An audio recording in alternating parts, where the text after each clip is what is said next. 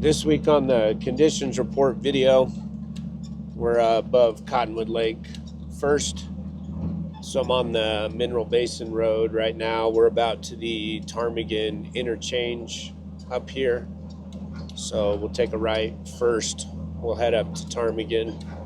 We haven't been up here in several weeks, and it's already very obvious the snow melt and how much it's receded. There's been no snow in the road at all, and like I said, we're almost up to the Ptarmigan intersection, so we'll go see where the snow line is today. We'll tell you how many miles you can get in on trails, and then what the elevation is of the snow.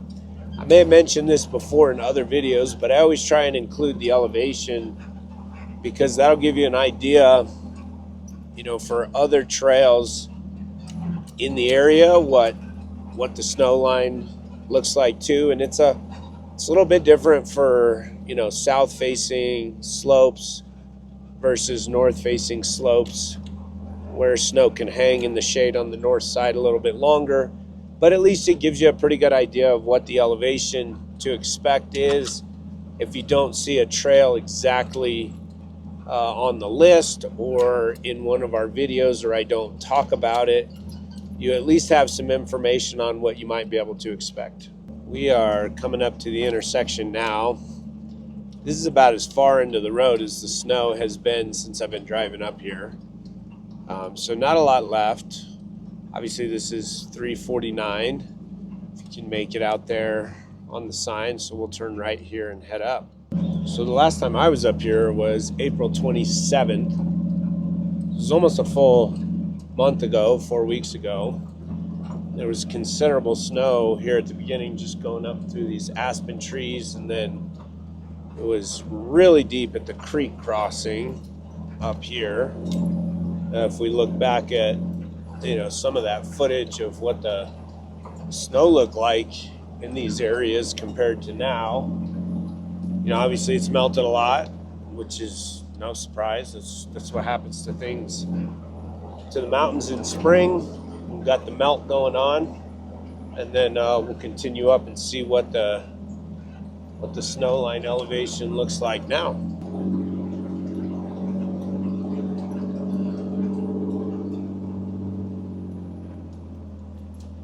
Here's a creek crossing. I'm actually kind of surprised there's still a little bit of snow in here. It is pretty dark in here. Obviously cold with the water, but the trees are really, really thick, so it is shaded for a long time. And it honestly, this spring so far, as like warm temperatures, has not been great. If you like warm, moving more into summer, it's been kind of wet, rainy, and cold.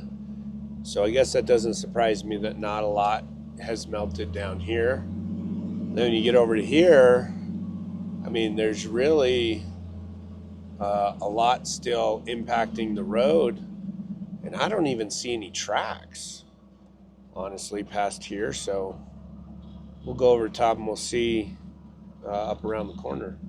Still kind of deep. These sections are 3-4 feet deep on the inside still, where this snow is on the side of the road. I'm honestly shocked that after a month there's still this much in here where we drove through already once this year, and second, that nobody else has been up here. So just in front of me right here, this snowbank is one of the last ones I got through before I backed down to this point, and we ended up turning around right here on April 27th. Now, there was a lot more snow then than there is now, but it still, really has slowed down the melt substantially here in May with the cold and wet weather that we've had, across a lot of the state, but certainly in central Colorado. We're up to about 11.7 now. You can kind of see what it looks like through here it's starting to get mostly all snow without any real, breaks in between. Kind of punch through that section, and we'll see what it'll take to get through here.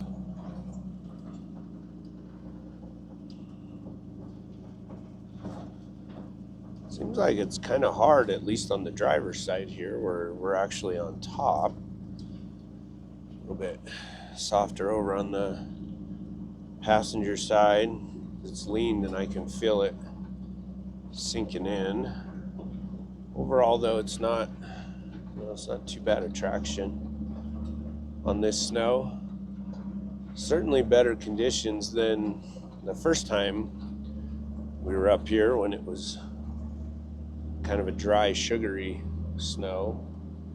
Now it's a lot more compacted in spring, so when you're driving on it, you can either float on top or you're kind of packing it together. It's like good snowball snow. If you try to make a snowball, it'd pack together really good.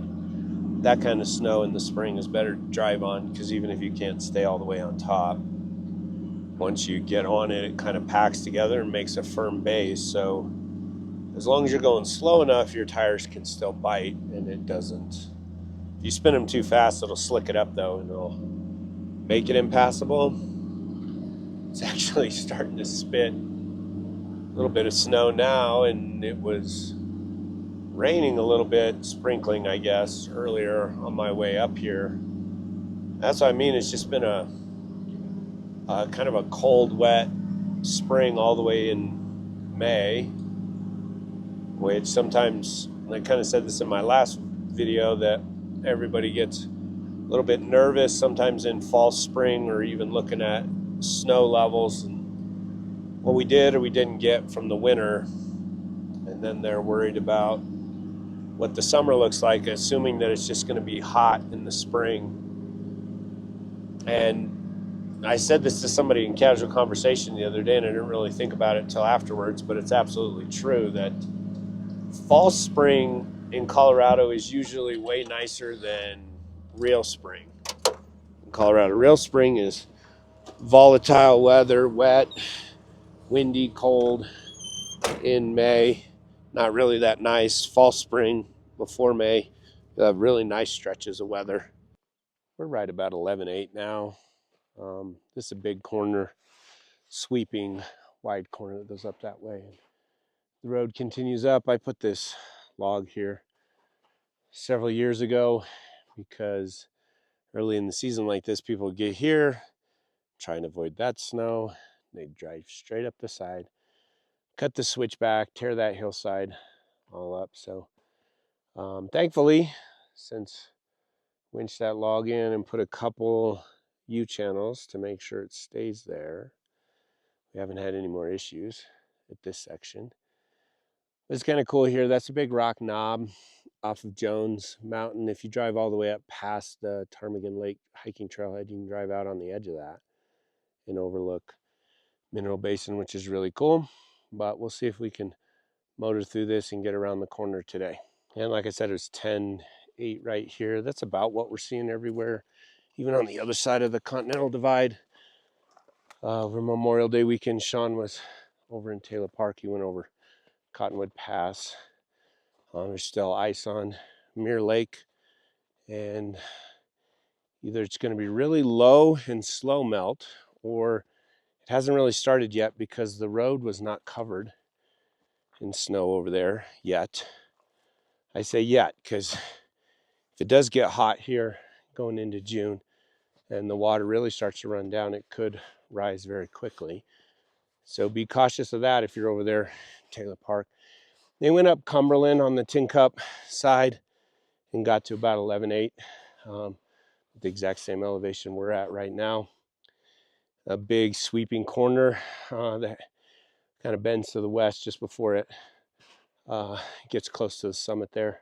Same place every year that it hangs, but it's still got decent snow over there at 11.8 this time of the year. So we'll see what Corey and the guys from Pitkin have planned when they might get up there and try and start digging on that to see if they can open Cumberland the next couple weeks. and we'll let you know how it's going.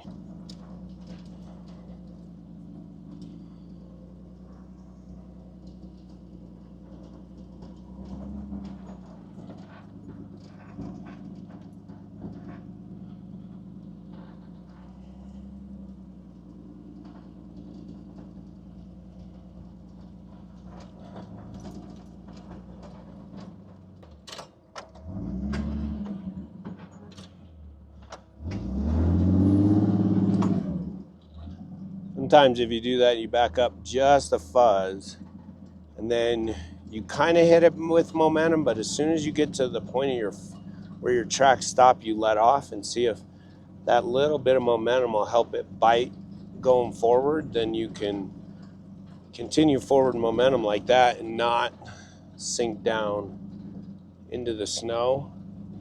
But you got to be real easy on the gas. Let off at the exact right time so that you don't spin a hole.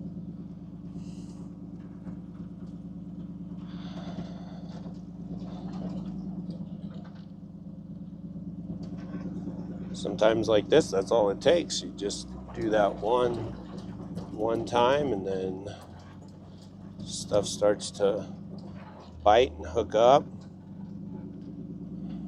Then you make it through a big snowfield like this one.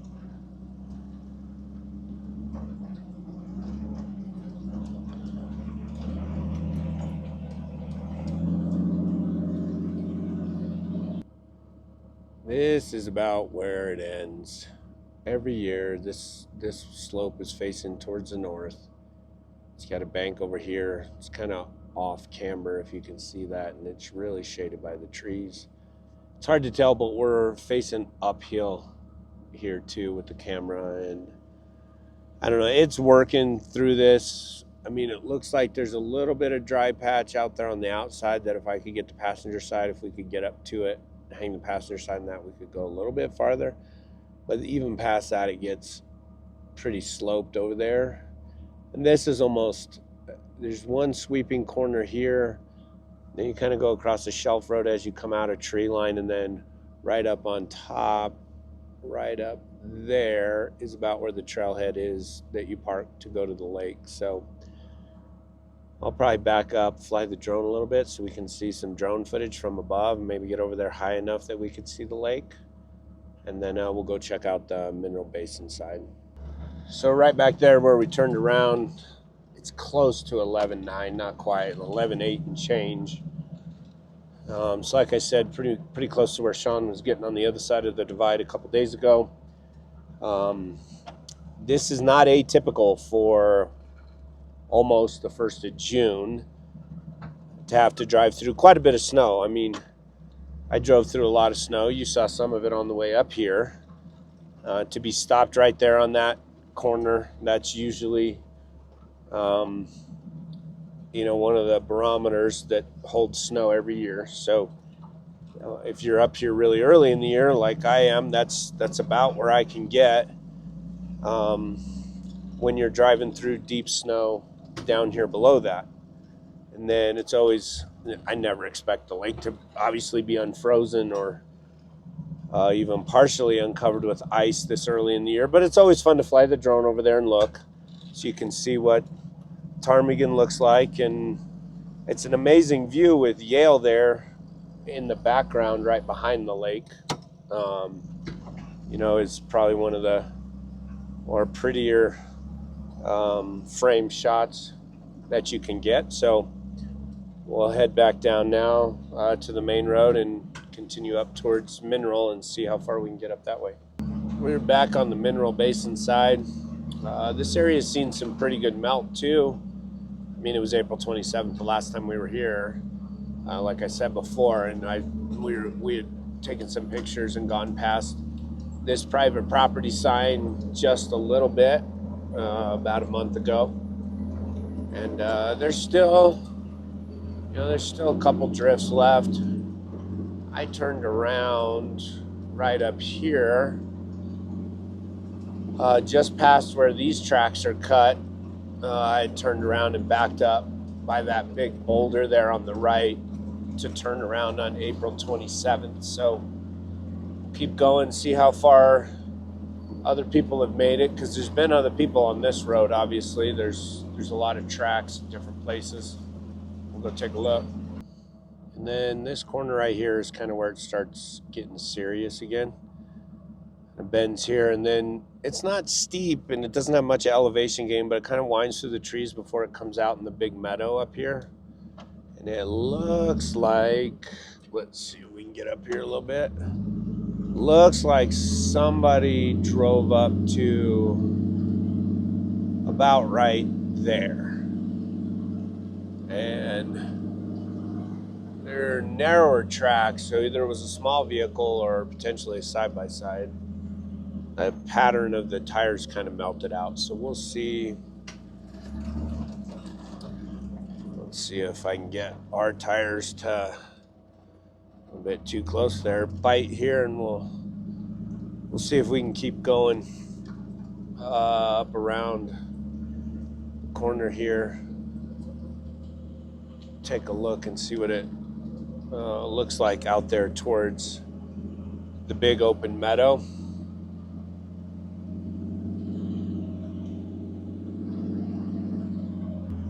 We're quite a ways past those other tracks now, probably almost a quarter of a mile.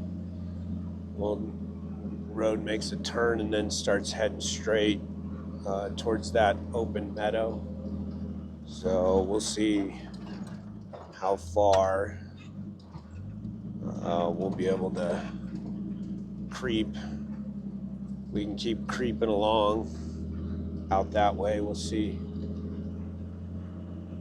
how the traction is. So I ended up getting over here to the edge of the meadow. This is only about 11.4 over here, but as you can see, there's no open ground out in there anywhere. And it's just not quite hard enough today to stay on top.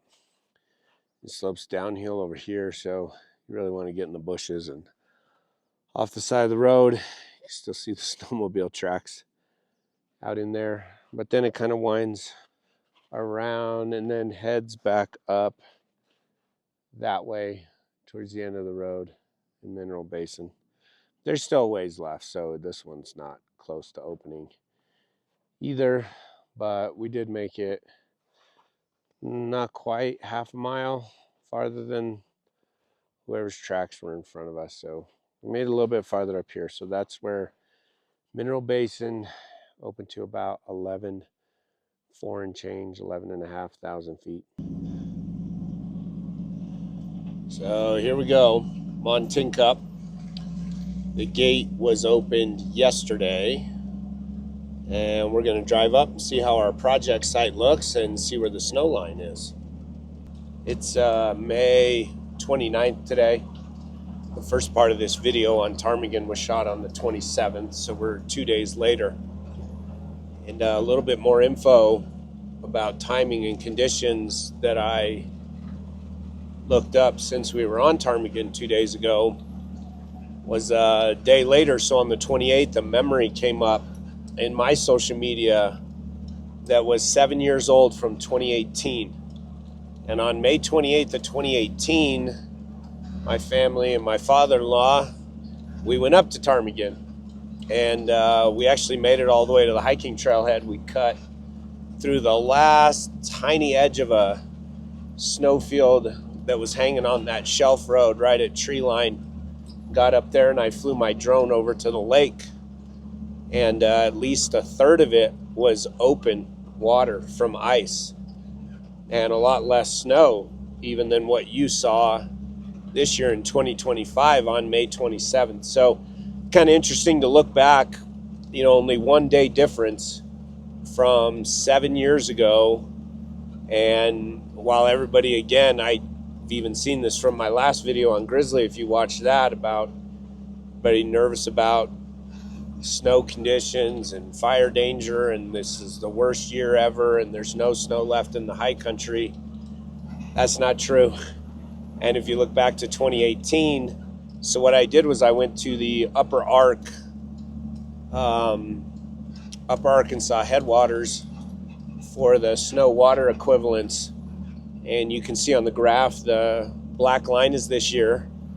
The green line is the median. So that's the historic median. We've had snowtails since the early 80s. So just over 40 years of data on that. And that green line represents the median from those 40 years.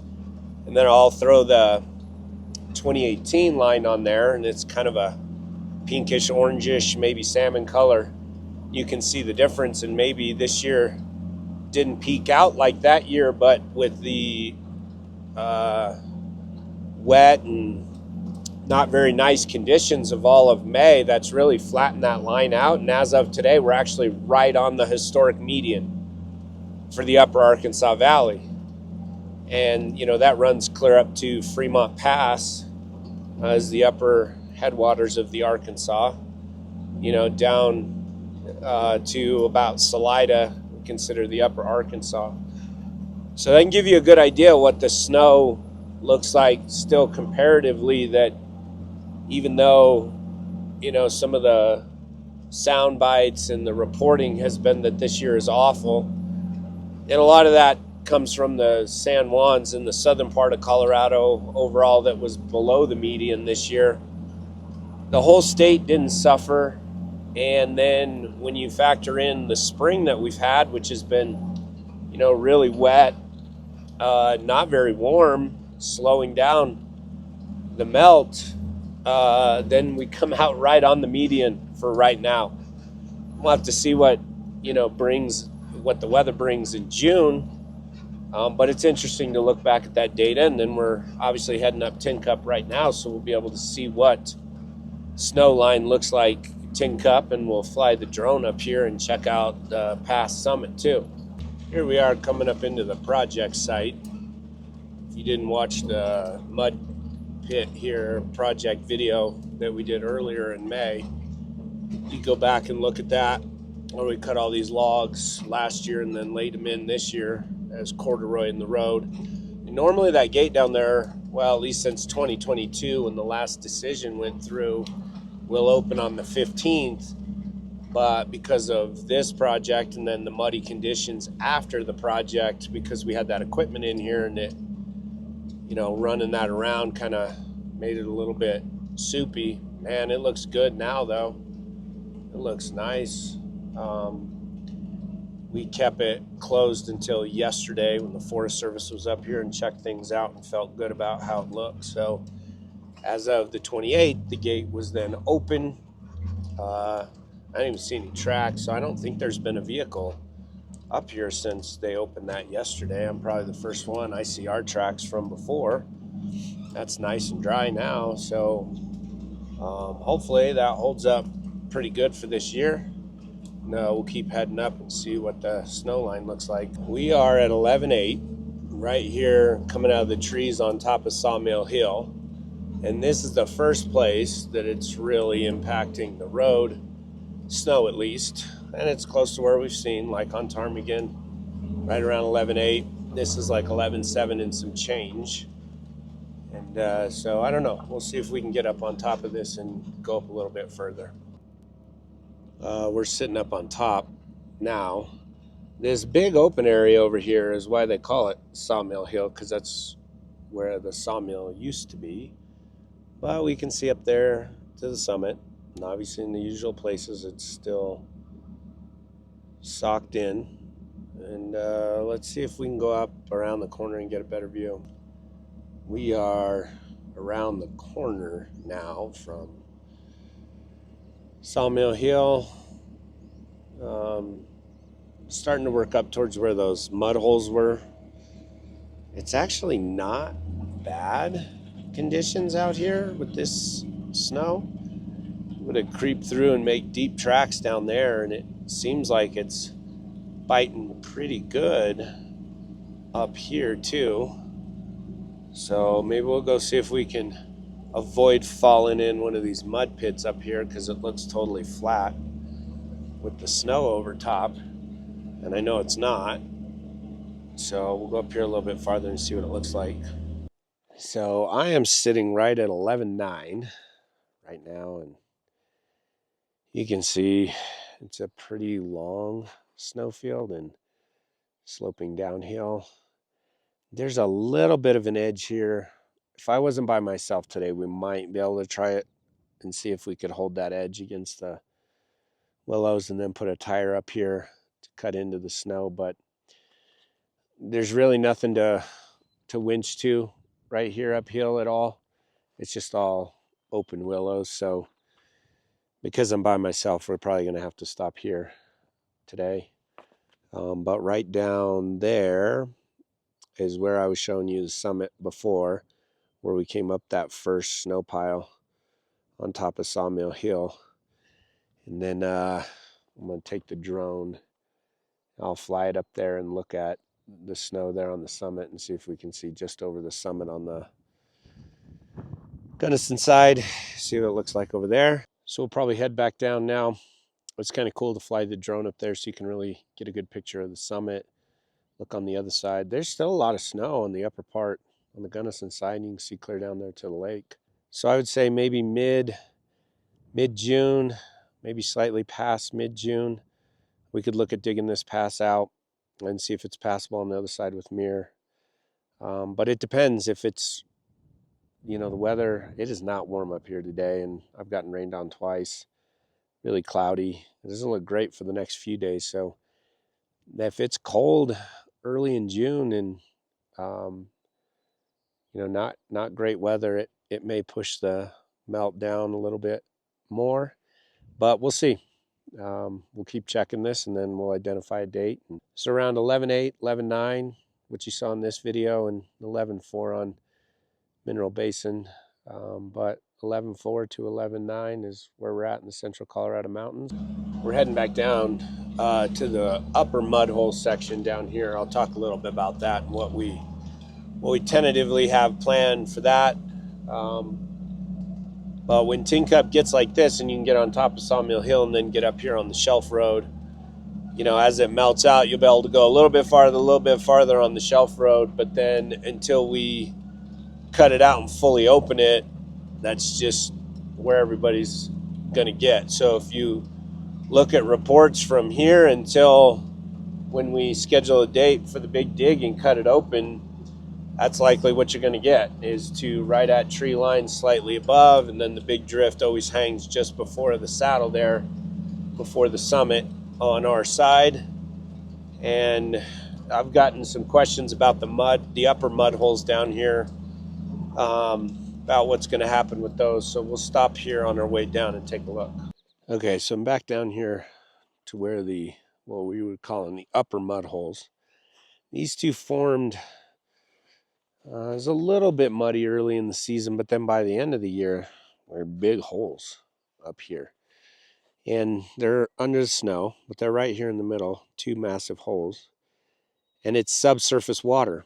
So it's not, coming from down the road, or there's not a creek crossing here. It was running through how the ground is kind of like a conduit underneath where, snow melt goes under the surface higher up above, and then at different points it's channeled and comes out lower.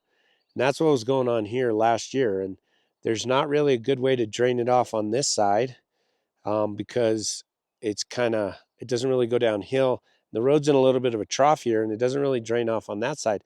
So it was running straight down the middle of the road, clear down to where that dry patch is, that marmot playing in the snow, right where that dry patch is, and then it was going off right there.